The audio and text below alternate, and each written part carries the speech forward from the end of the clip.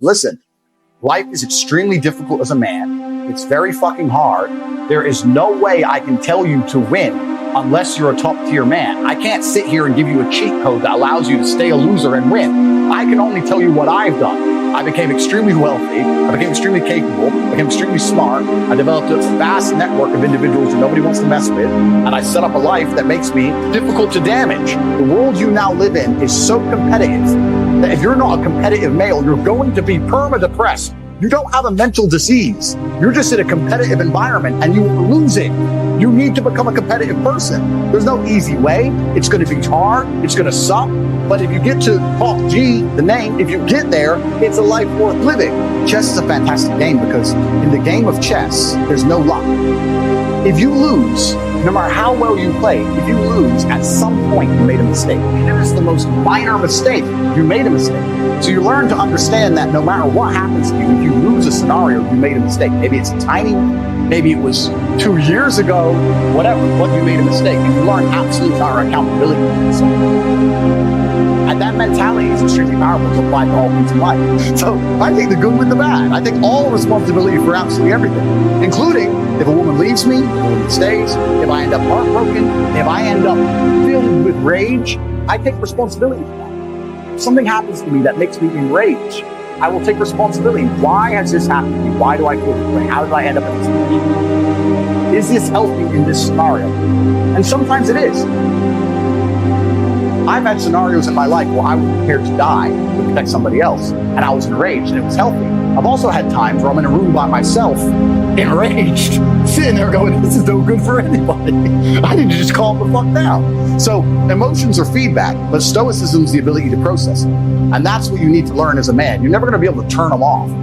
You're going to feel them. You have to learn how to process them and turn them into a positive. It's energy. It's unlimited energy. I say this all the time. I say that the biggest periods of transformation in my life was when everything was going wrong. When my life was going good, I'm not a hedonistic person. I don't do drugs. I don't gamble. I don't do prostitutes. I don't do anything that hedonistic. But I'll certainly go on the yacht with a bunch of women I know and chill and have some fun with those.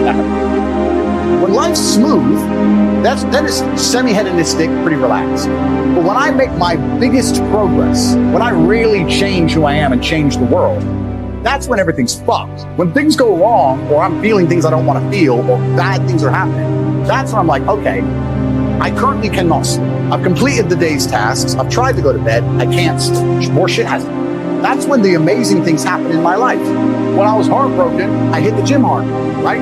If something goes wrong with your payment processor, that's when you get fucking inventive. That's business, right? That's when you get inventive. So all the bad things that happen to you as a man, if you're stoic, you get to take unlimited energy.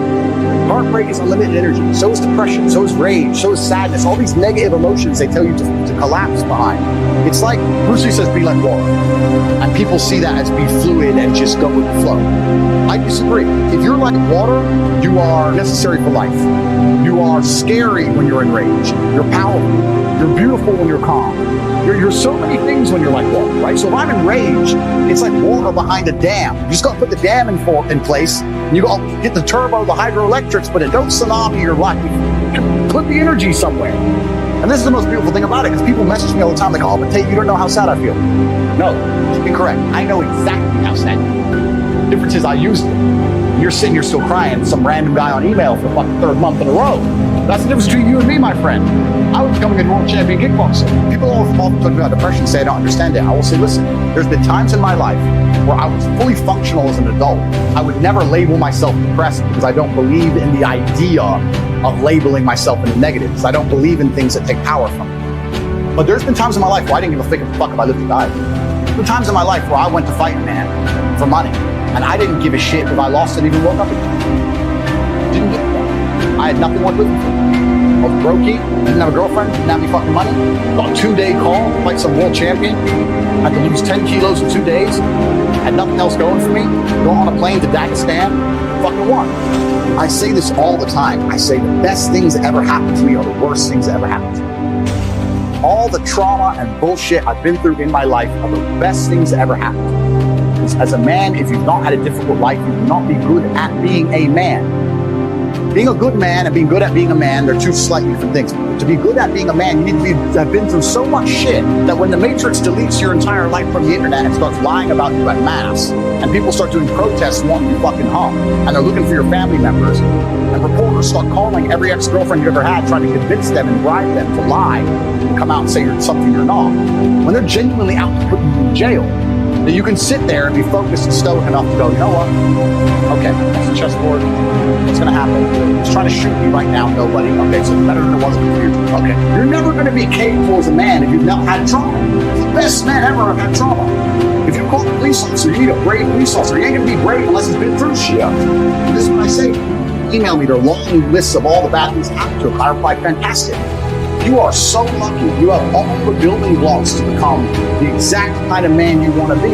If none of this shit happened to you, when something else bad happens to you later, you wouldn't be able to deal with it. Fantastic. And he goes, no, but you know, this. He replied again with more excuses and said, why are you making excuses? I just told you what happened to you is a good thing. You need to reframe your mind. Bad things happened to Batman. They killed his parents. Do you understand? That's why he's Batman. You've just told me you have the building blocks to become the most, you might become top G when I retire. Fantastic. What are you complaining about? He goes, well, what do I do? I said, you need to work. Take all that trauma. If you're truly heartbroken, my friend, and we've all been there as men, if you're truly heartbroken, you can't sleep. That means you're going to get in fantastic shape. You better hit the gym. Get rid of your excuses. Stop defending the thing that's ruined your life. And get to fucking work.